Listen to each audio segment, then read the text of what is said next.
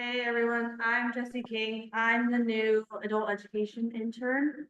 And we're so excited to have you here today at the Covenant class. Guy is out of town in Greensboro, so he's sad he had to miss this. But he's really excited that Dr. Breed is joining us. He joins us from Charlotte, North Carolina this morning, but is a professor of Old Testament at Columbia Theological Seminary in Georgia. He's also the theologian at First Pres in Marietta, Georgia, and lives in the Decatur area with his wife and 2 kids and their 2 dogs. And he's going to be speaking with us about Sabbath this morning, and especially how that works in the modern age with all of the pressures of that. So we are so excited to welcome him here today. Before we get started, I'm going to say a quick prayer, and then he'll take it away. So, pray with me, please. Dear Heavenly Father, we are so thankful that you have gathered us here today to be in community and to hear the wisdom and words of Dr. Breed.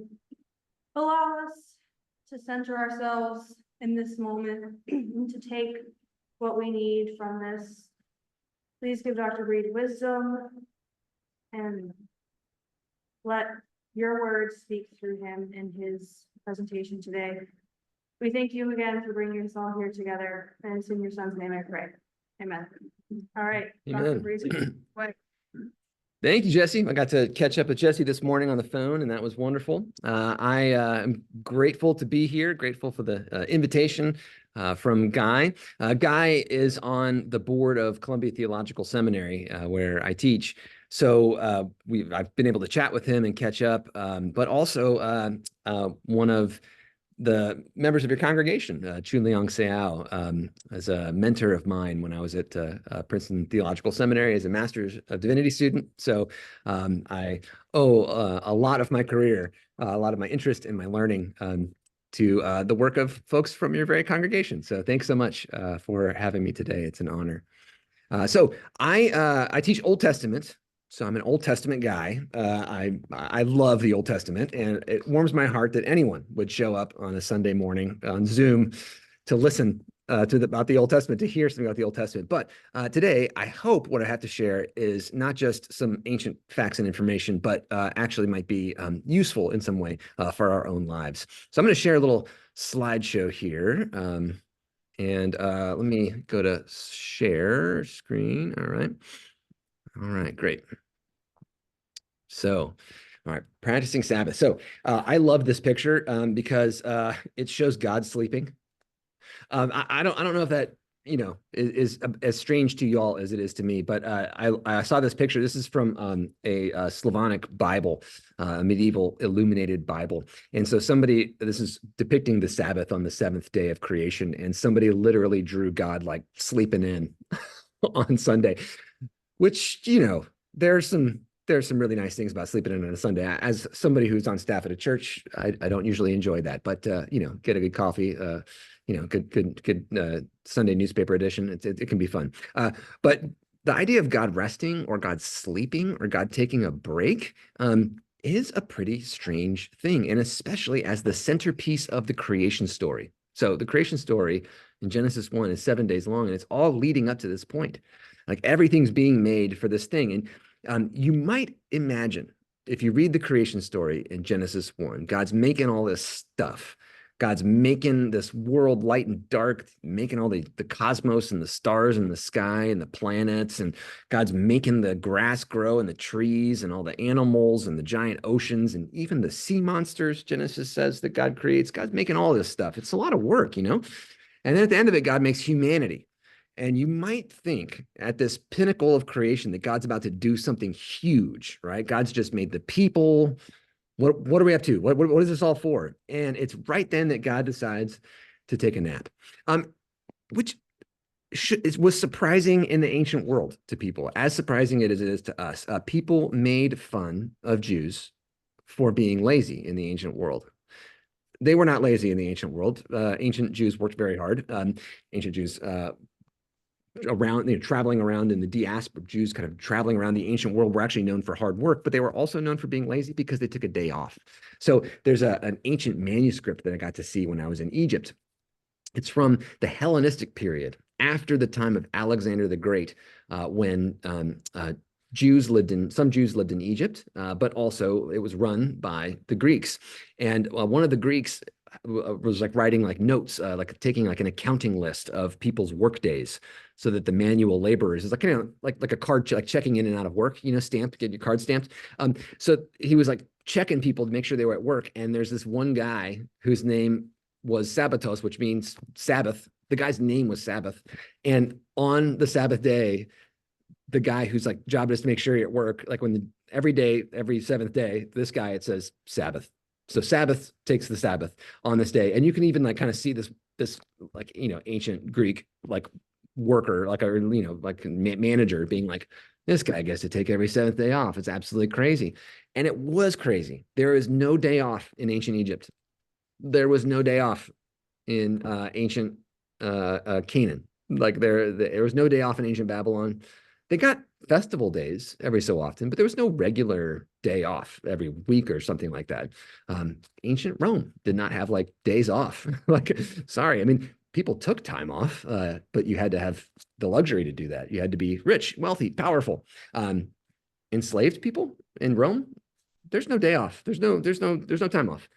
So this statement in ancient Israel that every single person and every single thing, your animals can't be made to work on those days.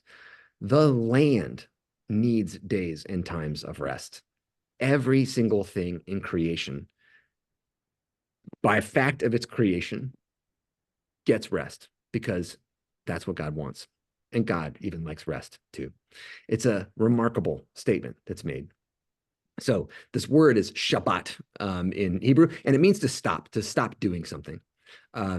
You can use it to mean anything that you stop doing. Like, I mean, my kids, if they're in the backseat of the car on a long car trip and they're hitting each other, stop it, Shabbat, stop that. But it can also mean like an intentional stopping of time or stopping of our own labor, our own work. So one of the things that I always like to start with when I talk about the Bible is just to remind us all, for many of you, this is probably second nature, but just to remind us all that the Bible is written to very specific people in a very specific culture, that God works in and through regular people, regular languages, regular cultures. There's nothing real special to the ancient culture of ancient Israel, nothing really special to their language. It just was the people that God chose to work through and in. And so their record, that is to say, the information they left behind of their encounter with God, that's our scriptures. So when we think about ancient Israel and their statements about the Shabbat, about the Sabbath, it's good to put that, I think, like in ancient context, to think how is God speaking to and through these people. But then we have to do some translation work to our own day and age. What does this mean to us? How do we live this? So the context for ancient Israel was, generally speaking, this Fertile Crescent area, right? From Egypt all the way through to Mesopotamia. It was like a big kind of cultural context. Everyone kind of shared stories and ways of praying and ways of thinking about God or the gods in this area. And Israel participated in this culture, although they were pretty strange inside of it.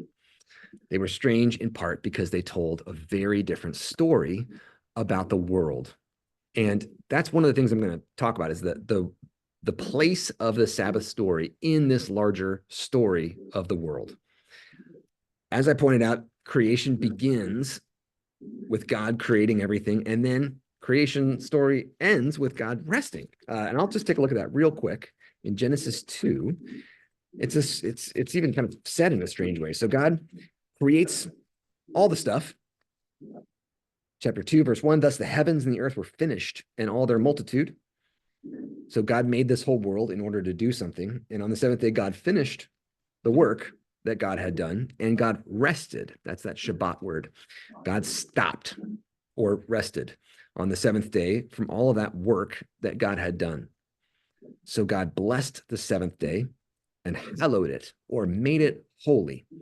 So God blessed it, and God blesses a couple of things in Genesis 1. God blesses all of the animals. And then God blesses the people.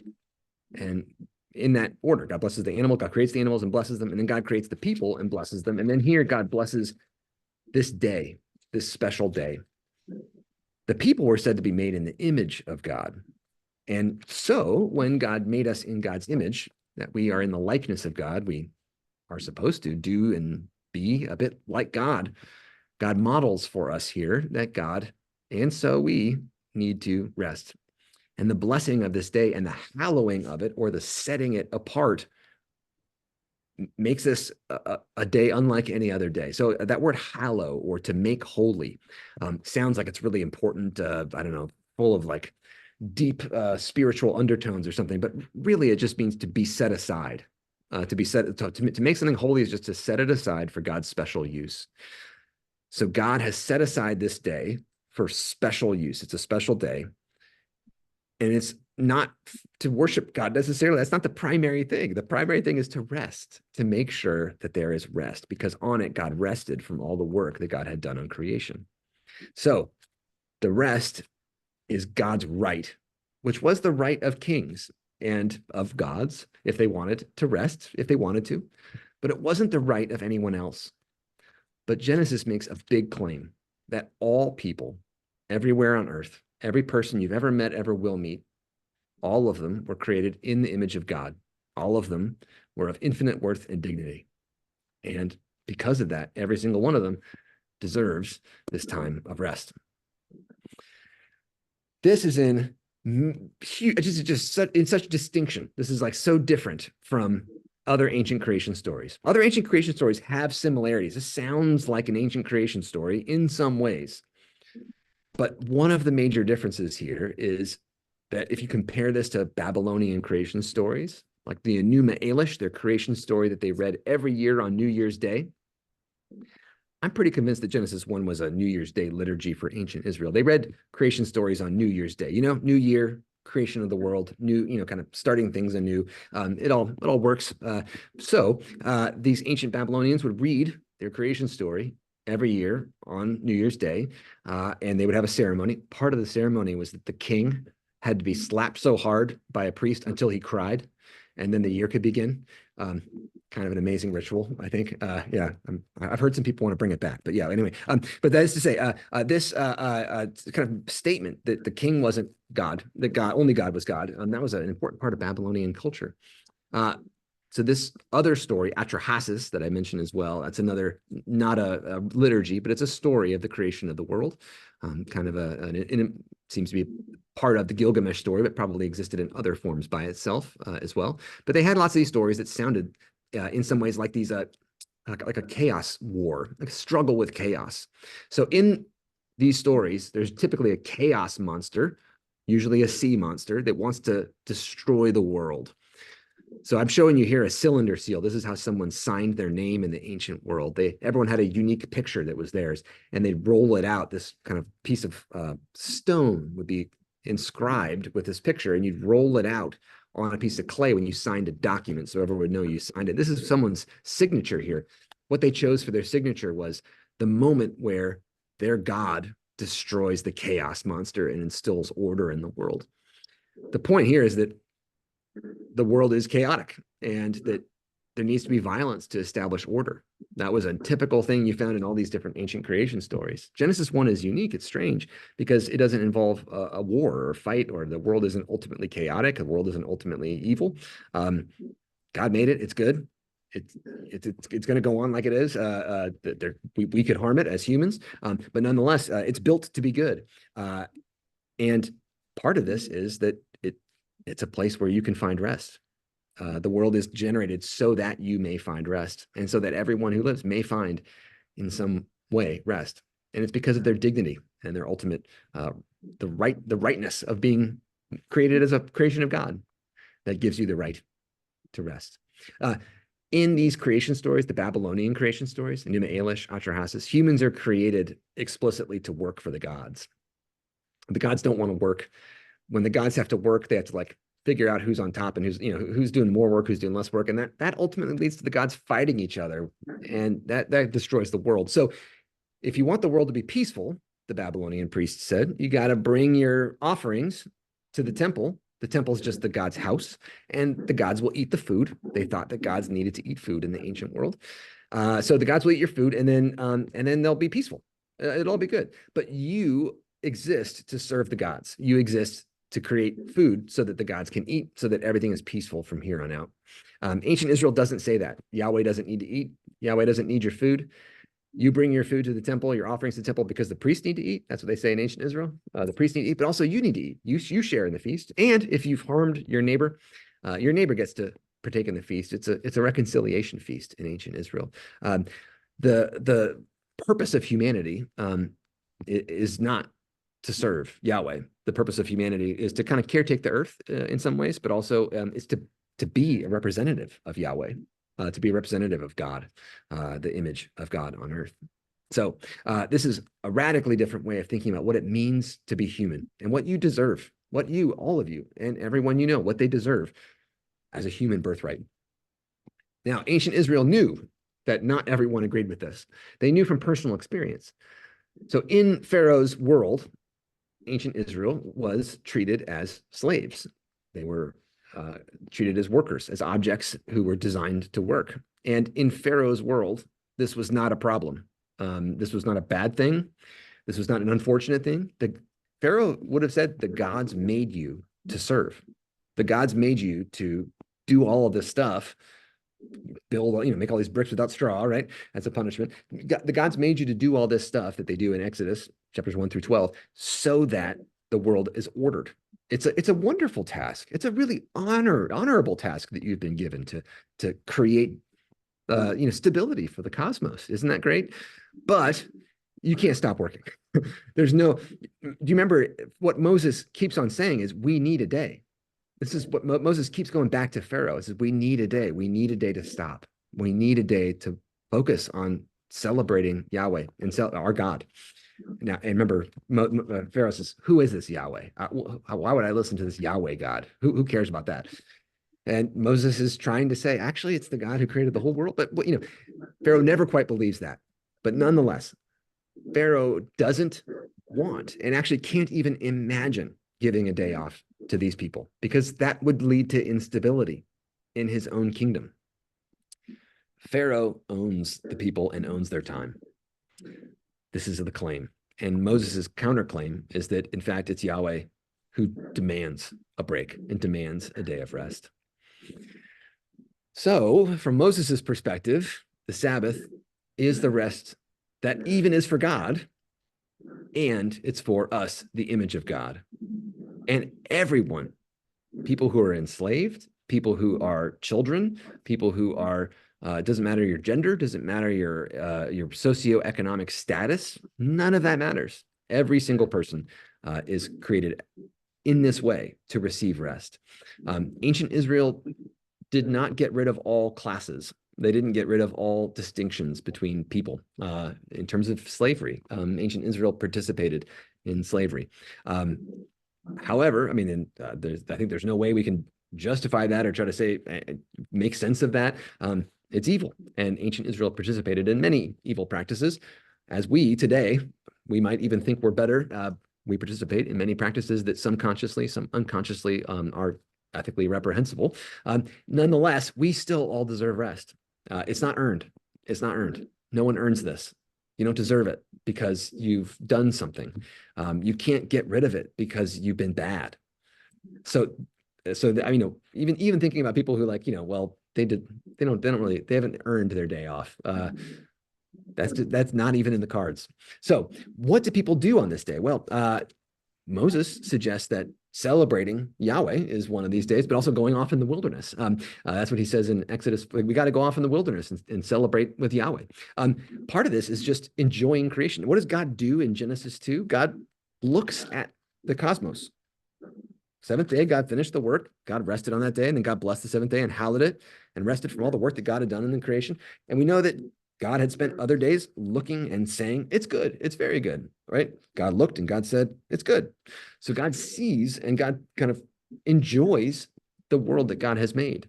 And so that's one thing that we can do and try to think, how are we actually taking part in creation, thinking about creation, noticing creation, On a day-to-day basis, I tend to, walk on this like kind of wooded trail on my way to work, and I don't think about it much.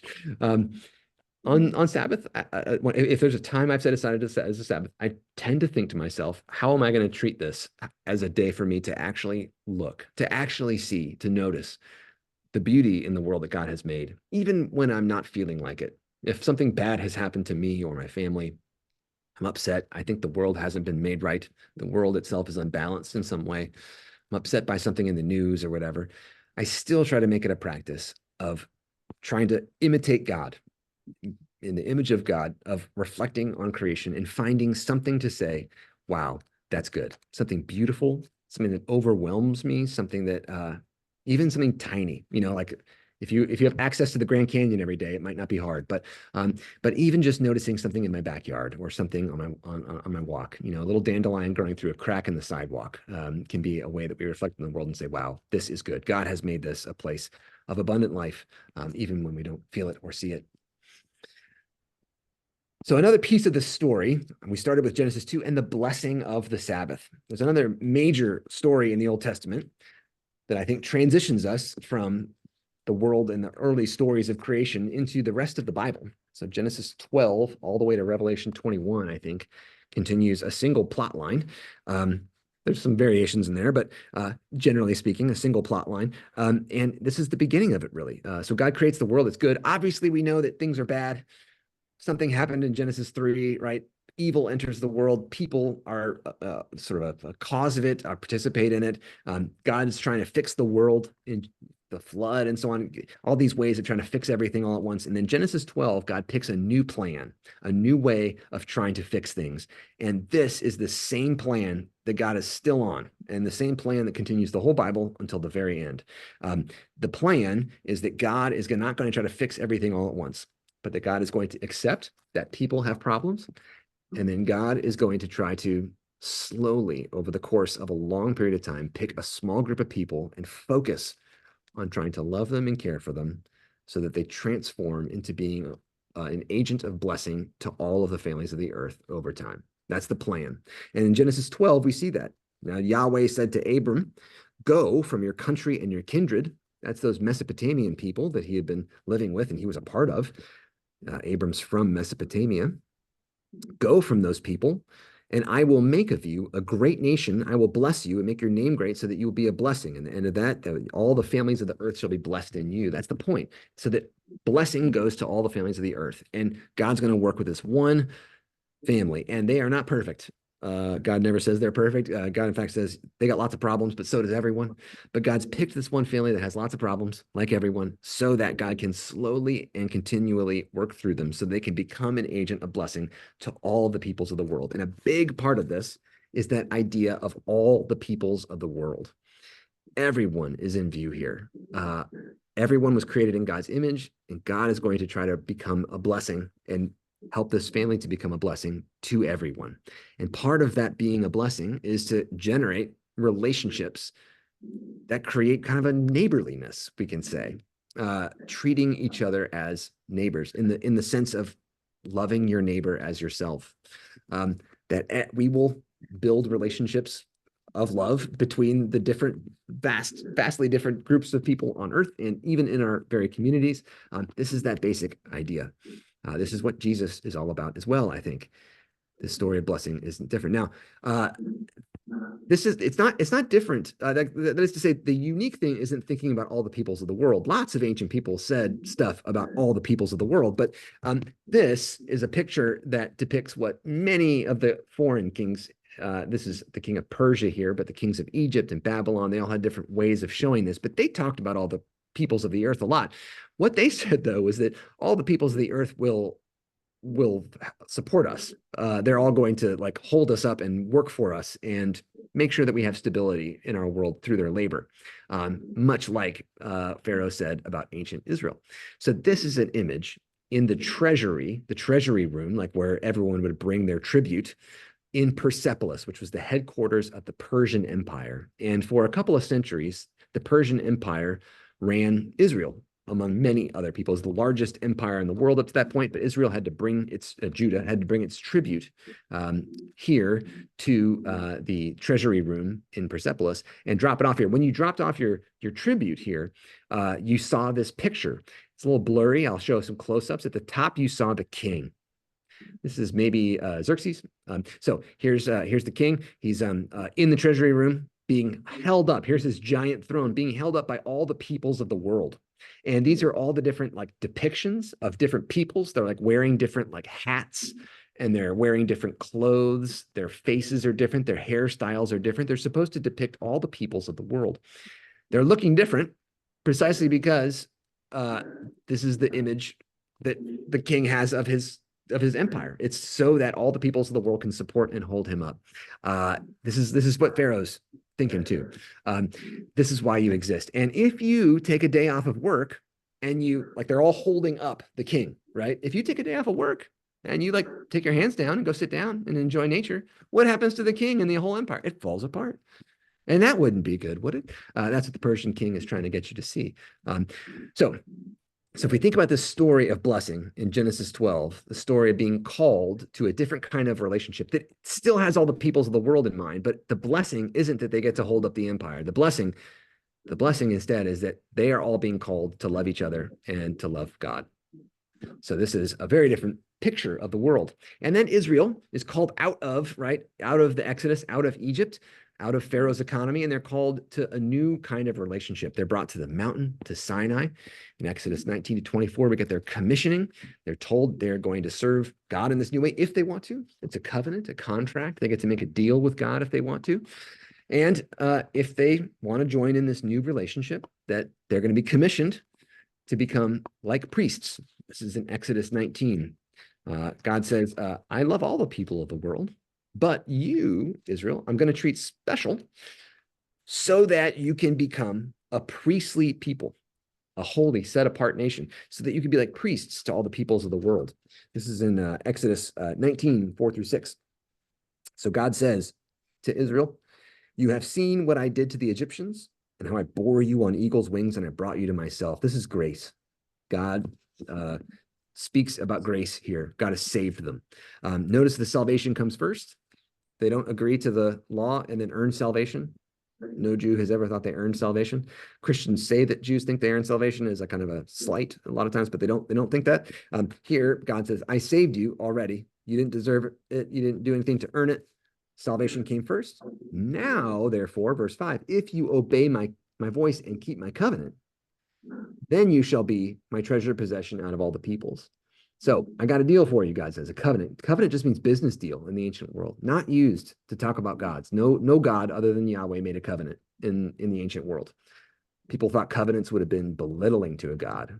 But you make a business deal with your God makes a contract with you. Like you sign a contract so that you have power over someone. Do you have power over your God now that you signed a contract with your God, a covenant? So ancient Israel would have said, yes, we do. Our God made an agreement with us and asks us to hold up our end. And God tells us to make sure that God holds up God's end of the agreement too.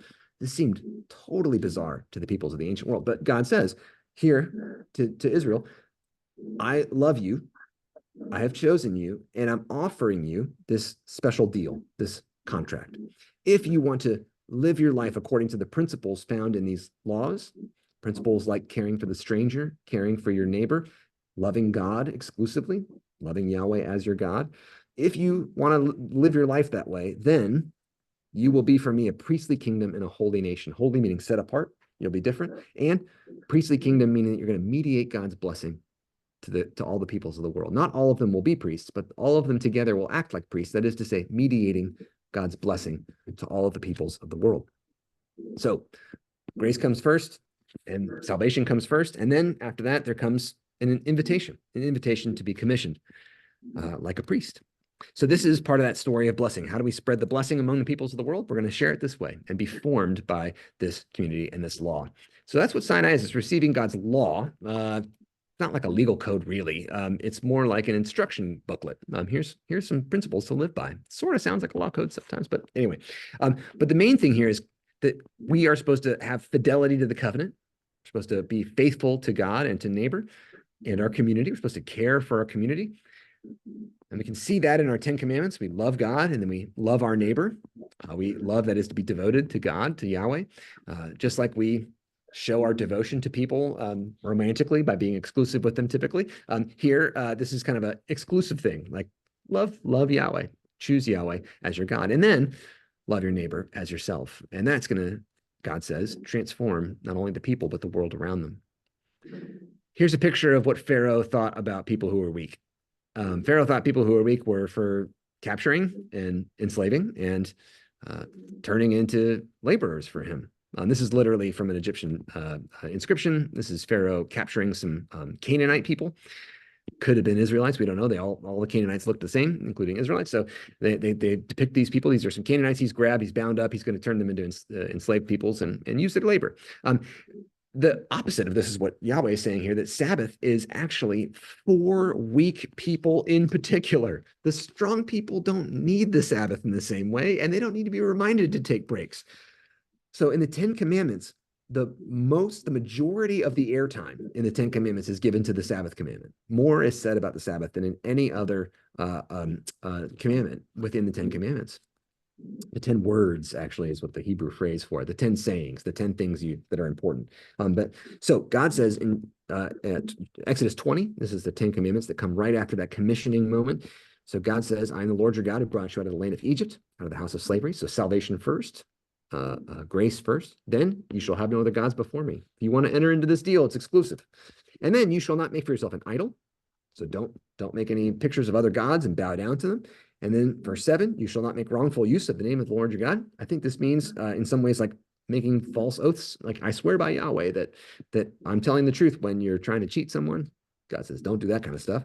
Don't use your religious identity or beliefs for ill, for your own gain. And then verse 8, remember the Sabbath day and keep it holy.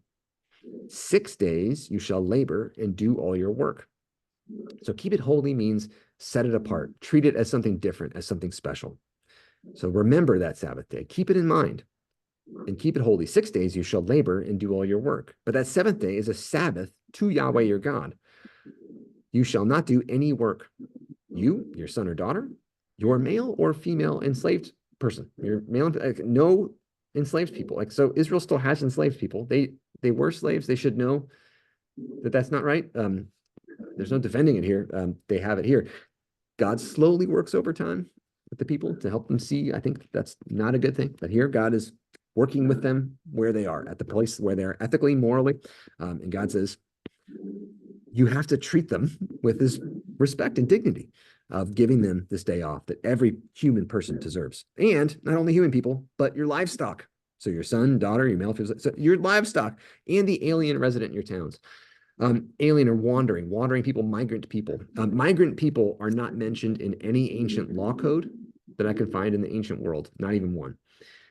They didn't have any rights. Wandering peoples in the ancient world were considered worrisome, dangerous. Like they're going to take your stuff. They're going to take your, they're scouting things out to steal it later.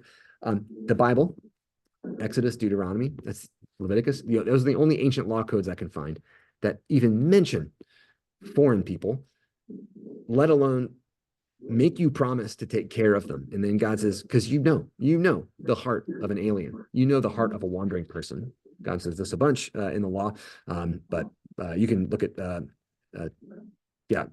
Exodus 23:9. You shall not oppress a resident alien, because you know the heart of an alien, because you were aliens in the land of Egypt. You know this. You should remember it. So you're supposed to give every single person rest, even if they don't seem like they deserve it to you. So then back to Exodus 20, verse 11. For in 6 days, Yahweh, the Lord, made heaven and earth and the sea and all that's in them, but rested on that seventh day. Therefore, the Lord, or Yahweh, blessed that Sabbath day and consecrated it, made it holy, set it apart. So it's because of creation itself. The order of creation itself says that we're supposed to not only give this, but we're supposed to offer this to literally everyone, even people who don't know who Yahweh is yet. So that Sabbath was created for the week in particular, and it includes the land in Leviticus. We see that they're supposed to, every 7 years, give the land rest, like let it lay fallow. But then also they're supposed to, like every 49 years, the Jubilee, supposed to like let it lay fallow. Like, I mean, so the land itself even needs rest from its overproduction for us. And then that Jubilee that I just mentioned in Leviticus, there are times where it's like kind of 7 sevens, right? So every 7 years, it's kind of the seventh day. It's like sevens are special because of the Sabbath. So 7 days, the seventh day is special. So the seventh year, let's make that a Sabbath year where like we let the land rest. And how about every 7 sevens, 7 times 7, every 49 years, we do a super special day of rest where we make sure that every single person has access to land, the land that they need to grow things and to live. Let's make sure that they have everything that they need to rest. So if there's a family that's indebted and that's keeping them from resting, we need to make sure that they don't have any of that debt. They still had debt in ancient Israel, but they had these years where it all went away. Leviticus also says that every 7 years we're supposed to forgive debts too, but this is like super debt forgiveness. We're not exactly clear how that would have worked. One sad thing is that we don't have any physical evidence that any king actually did this in ancient Israel. You probably can guess why, right? Like kings don't like giving things away for free all the time. So this is the in Jubilee, the Jubilee laws that we find in Leviticus 25. They seem to be pie in the sky. They might have happened in early Israel, but when the kings came about, they stopped. But all to say, that doesn't mean that we don't have to do them or that we don't have to think about them. How would we think about these principles of making sure that everyone in our community, whether they're part of us, whoever us is, whether they're part of us or not, the aliens to every single person is in some way given a right to true rest. True rest, not just that you get a 5-minute break at work, but like you can rest and know that your life is okay. Like you aren't overwhelmed with debt. You aren't overwhelmed with the possibility of paying rent next month. You have the things you need to live. Why might that be possible? Is that just pie in the sky? So that's that story of commissioning and covenant. That's the story of the Torah that we find. And it really does revolve also around the Sabbath. So creation revolves around the Sabbath. The choosing of Israel revolves around the Sabbath. The commissioning and the covenant, the law, the Torah, all revolves around the Sabbath as well. And we find that the prophets talk about this stuff too. The prophets keep coming back to this story of blessing and rest, that in the end, a sign that God has transformed the world ultimately is that people are given access to the rest that they need and deserve, and even animals too, right? The peaceable kingdom that we see in Isaiah chapter 11. We see these visions that the prophets have of a future day that will come where people can take the time they need to relax, to enjoy nature, and to celebrate God and each other. So one of these beautiful visions that we find in the Old Testament. We find it in Isaiah chapter 2. It's kind of vision of some far off future day in the days to come. Isaiah 2, verse 2. In the days to come in the mountain of Yahweh's house, that is to say at the temple, it shall be established as the highest of the mountains and raised above the hills. All the nations shall stream to it, not because they've been forced to, but because they're going to want to. Many people shall come and say, come, let us go up to the mountain of Yahweh, to the house of the God of Jacob, so that God may teach us the divine ways and we may walk in God's paths. So everyone's going to take time to learn, to relax by, I don't know if all my students think school's relaxing, but in the ancient world, it was seen as a pretty good deal. As opposed to manual labor, there are some really great letters from scribes in the ancient world where they're like, son, they're like talking to their kids, son, you should be a scribe like me. I know it's a little bit of work at the beginning, but being in class is a lot easier than building a pyramid. Still true today. But all to say this, that people are like, hey, let's go to Sunday school and learn about God and take some time away from like our labors that we typically are and just enjoy God, enjoy each other, and enjoy even learning together. That culmination that is seen as what God has been doing, just in the same way that the culmination of God's work in the creation story, it culminates in rest.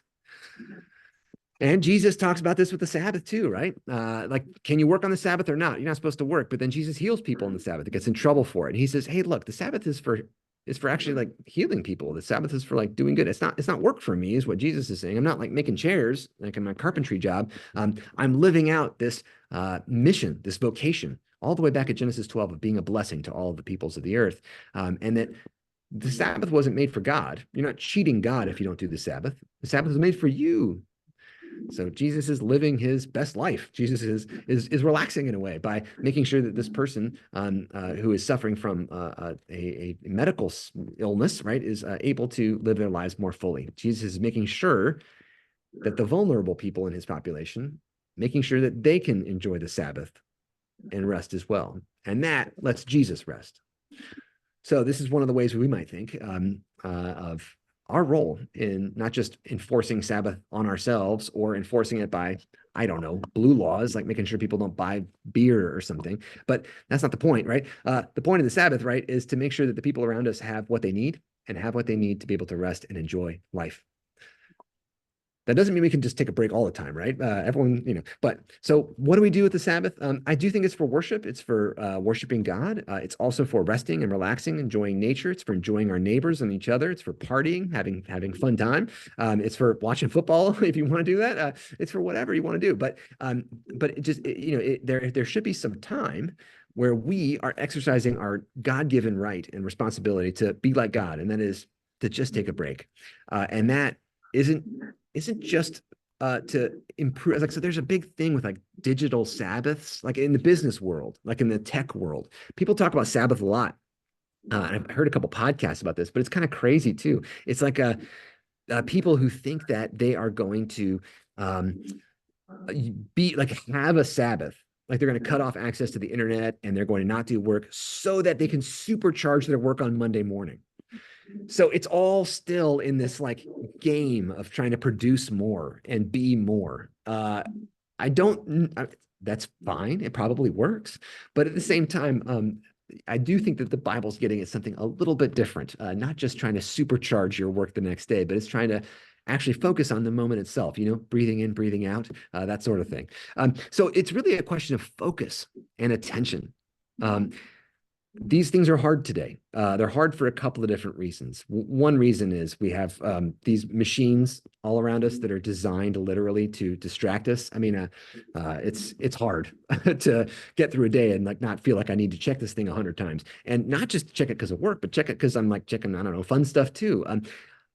I have two kids. Those are little machines for distraction in some ways, and like it can be hard to focus sometimes with kids around, but also I love it when my kid interrupts what I'm doing for a moment and I realize, actually focusing on my kids, giving them my full attention in a way is actually living up and is in some way living into the Sabbath promise to see everyone as made in God's image, to see my kids, to see the interruptions in my life actually as opportunities for me to recenter, to focus on the things that actually matter in my life. So this question of focus, this question of attention, are we focusing just for work so we can get productivity out of it? Are we focusing are we focusing on things that just are distracting us? What do we give our attention to? Our attention is the primary commodity of our attention economy. And this makes it a target, right? I saw this interview with Sean Parker, the Facebook guy, one of the guys who helped invent Facebook, I guess. It's like one of the guys who gave money to it at the beginning. But he said, hey, from the very beginning, our whole point was to try to capture your attention digitally as much as possible. The more time we can capture from your attention, that's the more money we make, so that we know that's the game. So that's the game. Everything's out there to try to get and capture your attention, even things that look like they're kind of good or for a good cause, or that other people's attention is being captured in this bad way. So I've got to focus my attention this way. It's a trap. It's a trap. And we have to be in that trap in our modern world in some ways, but we also have to have times where we escape it. Okay, so one of the things I think is that we are tempted to be performing people, to do more. And if we stop doing more, we often feel guilty about what we're not doing. My dad retired last year, and I asked him how it was going, and he said, I haven't had a moment's rest. He's like, he feels like he needs to be doing all this stuff now that he's retired. So he's, checking things off lists, and he's like, fulfilling all these things, fixing up the house, and he's, and I saw him, I said, Dad, you look more exhausted than when you were working. He's like, I feel like it, That is to say, we have this pressure on us all the time to always be performing, no matter what, even if like it's not our job, things that aren't our job become our job. I've noticed these stories that a lot of the best sellers on the book list today are these really wonderful stories. I've read a lot of these books and I like them. At the same time, a lot of them are these stories of heroic self-transformation.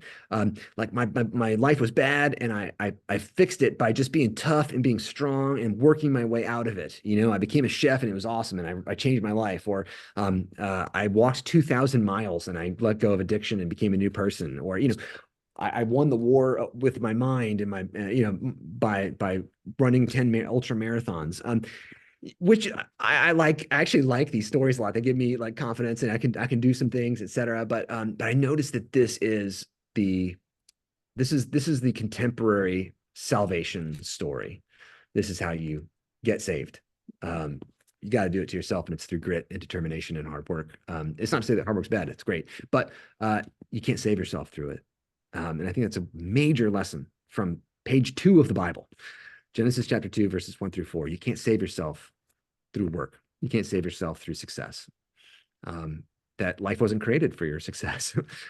Success is great, but life was created for your rest and enjoyment of God and of your neighbor.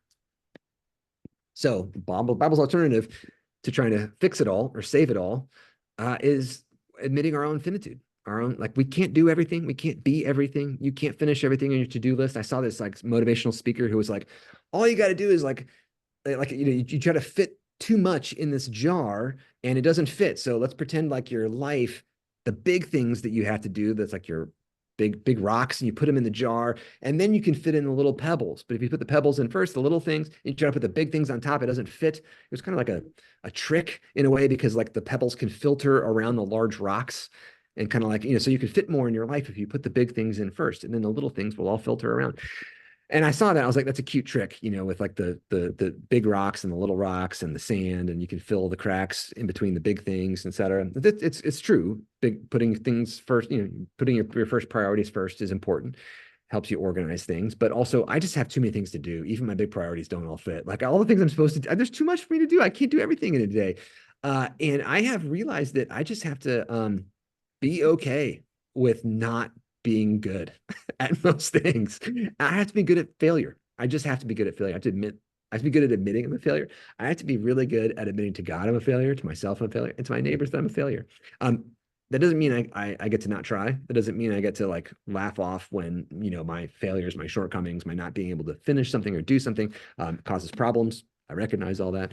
At the same time, being a human means being okay with saying that's good enough, or I can't get to that. And yet taking the time to rest. It feels almost bad saying that out loud. Like if I haven't finished the thing I'm supposed to finish for work and I haven't taken my break, my rest, which one of those is more godly? To finish all the responsibilities or to take the break? But they're both godly. God finished and then did the work, but God took the rest. But there's a tension there, and in that tension, I'm going to have to often become the person who says, I just have to stop here. Just a quick thing about Simone Weil. I love Simone Weil. She's a French mystic who wrote a lot about prayer and attention. She said that attention is prayer, focus is prayer. What we choose to focus on is what we pray to, and what we pray with, and what we pray for. So that's something I think about when I think about my attention and my focus. What am I focusing on, and what am I focusing for? Is it God and neighbor, or is it something else? There's a guy, Hartmut Rosa. This is my last little thing here. Hartmut Rosa is a German intellectual who's a sociologist. And he talks about how life is constantly accelerating. And he said, you can't get off the treadmill. We're all on the treadmill. It's going. There's no getting off of it.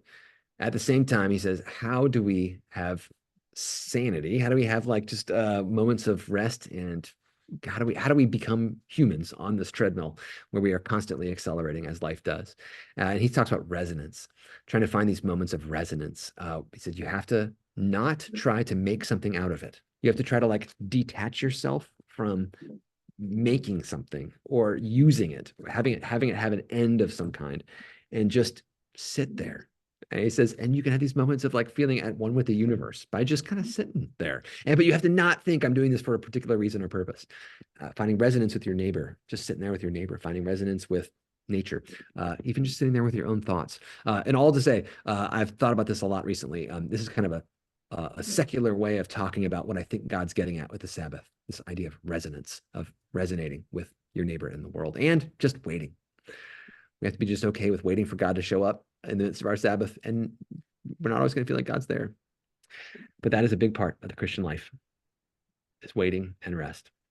All right, I'm going to stop there. Okay, how we got maybe a minute or 3 minutes for conversation. How y'all feel? How y'all think about that? Anyone have any questions or any comebacks? Anything that prompts in you?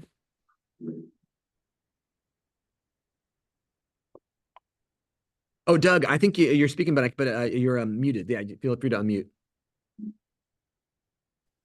There you. I enjoyed that a lot. I thought it was very thought-provoking. I take a nap most afternoons. So. Good. Good. My predecessor at Columbia Seminary, Walter Brueggemann, he told me, he said, hey, the first thing you need to get for your office is a lazy boy. And I was like, what? And he said, you got to take a nap every day. Take your little Sabbath. And close the door. Don't let the students wake you up. And you take your 15-minute power nap. And I don't do it every day, but I do it a lot. And I tell you what, it's a great practice. I mean, I feel so much better. I feel happier. I'm better talking with people. Yeah, in any event, I think it's wonderful. Little mini Sabbath. Other questions, comments, thoughts, concerns?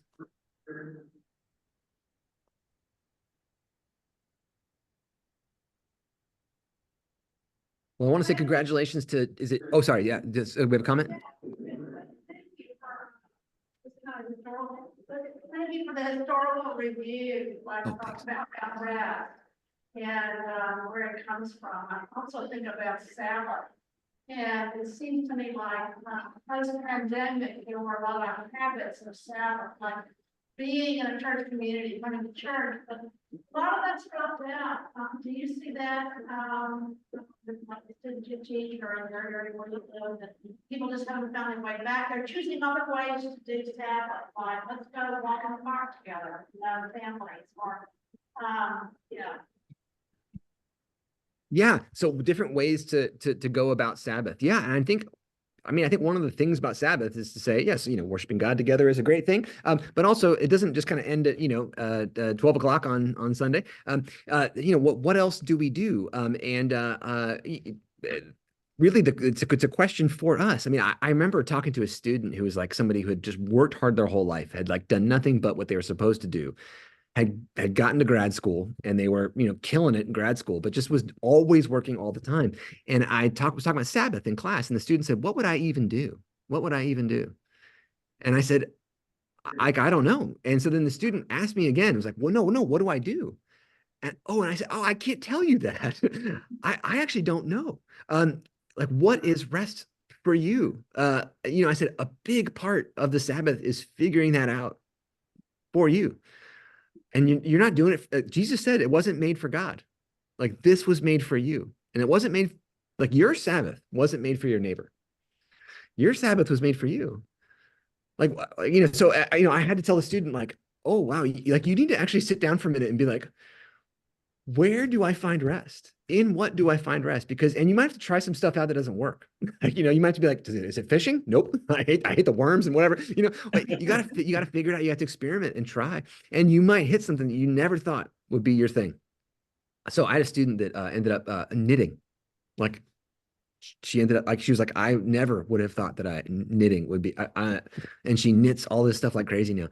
And in part, she's that I feel like I'm just there. I'm just there. And that's what I need to be. So every Sunday she sits and knits for a while. I have another friend that's board games. He's like, I can forget my life, what's happening, all the stuff.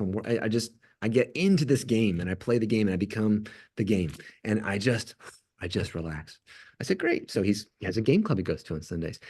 So that is part of, I think, this day. What counts as work and what counts as rest is negotiated among us and among ourselves and among individuals. I don't know if that helps, if that gets at what you're saying. Yeah, Doug.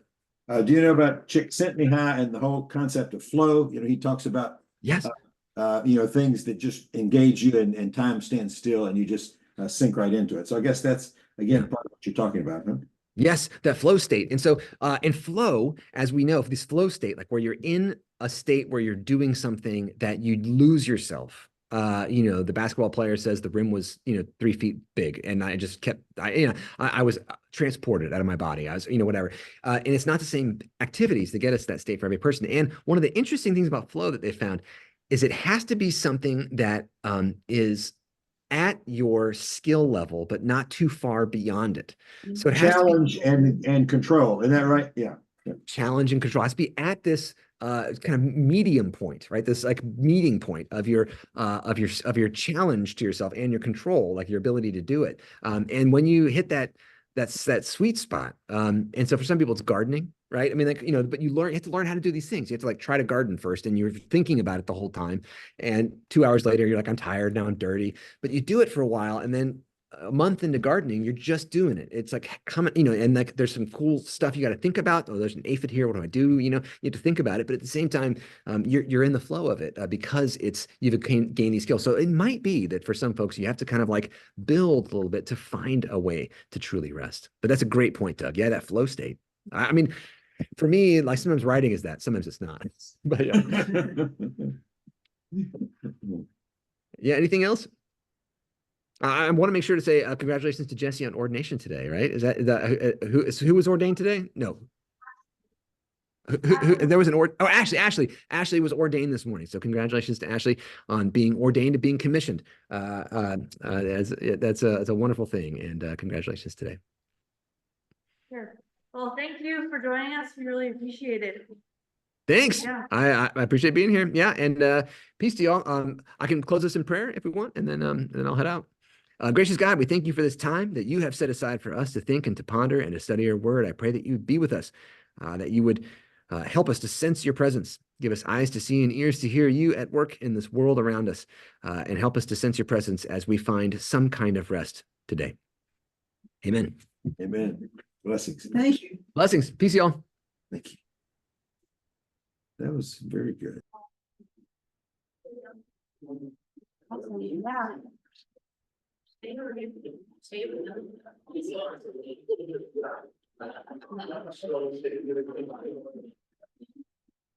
Yeah.